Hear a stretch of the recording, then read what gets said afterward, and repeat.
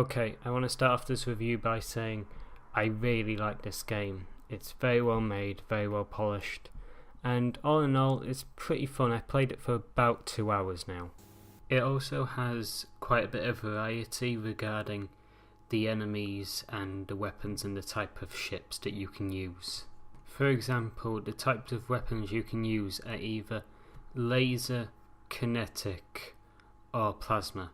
Now, laser is fairly useless in my opinion. It's not very good when compared to the other two. Kinetic is basically firing bullet type things, and they're okay. In my opinion, the best type of weapon is plasma. It's essentially the same type of weapon as the enemy is using. There are also different types of ships as well, which will give you different primary weapons. The first one is missile, which will basically send out a missile. It's not a homing missile like the ones that the enemies use, but it's pretty good if you fire it correctly. It can do damage to some larger ships. The second one is flak, I think that's what it's called anyway, which will basically send out a big lot of plasma, and you can fire at the enemy ships, but it's mostly used for if you get a bunch of the smaller ships in a cluster, which is possible, and you can just aim it at that, and that will work really well. The third one is cannon, and it will basically send out a bullet type thing that will do a lot of damage, a bit like kinetic but more powerful. The last one is laser, and I've already talked about laser, saying that it's pretty useless, and it's still pretty useless. Now, out of all of them, I'd say the best combination is probably plasma and missile, because plasma can deal with the smaller ships and missile can be sent to deal with the much larger ships. But it can work vice versa, because like I said earlier, you can get the smaller ships to get into a large cluster, and that will take out a majority of the smaller ships. And you can also use the plasma to fire at the larger ships, but it won't do as much damage as if you sent a missile. Now onto the enemy ships, and basically the enemy ships, there's a lot of them. There are two types of ships that spawn at the beginning of the game though. The first are the smaller ships, and about 30 of them will spawn on the outside, well not the outside, but the outer bit of the map. And then there's the larger ships, and 2 of them will spawn near the centre of the map.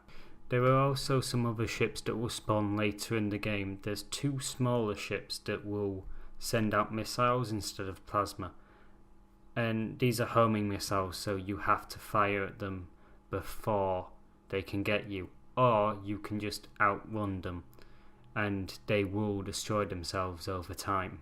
And these ships come in blue and pink, which is a bit weird because I thought the colour scheme was red and black for these enemy ships, and at first I thought they were allied ships, so I didn't attack them. Well, I thought I didn't, but I saw them coming for me, and then they started sending out missiles, so for the longest time I thought they were allied ships, but I just accidentally hit them and that pissed them off a bit.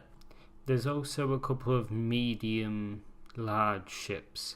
One of them's a red and black one, which will send out the flak attack to try and destroy you. There's also a yellow and red one, which has the power of being very destructible. But seriously, I don't know what it does. I think it might send out missiles, but I destroy it too quickly to actually know about it. But at the point in the game, you'll soon realise that, oh, you've got a hand on this game, that it's fairly easy, and no matter what they send at you, you can destroy it with ease. And then this happens. Bro, come on! Yeah, I don't know how to tell you this, but I have never destroyed this ship. I haven't even gotten close to destroying it.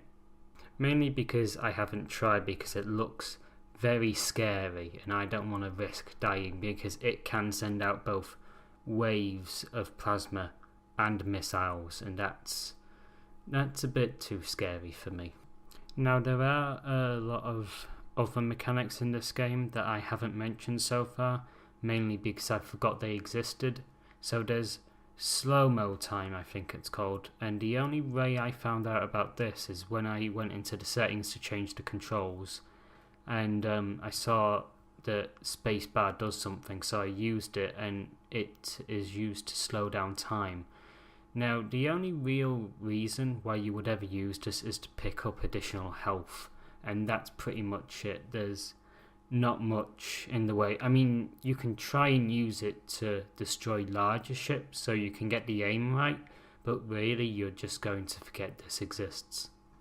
Another forgettable mechanic in this game are the bonuses at the side of the screen, and they're forgettable for many reasons.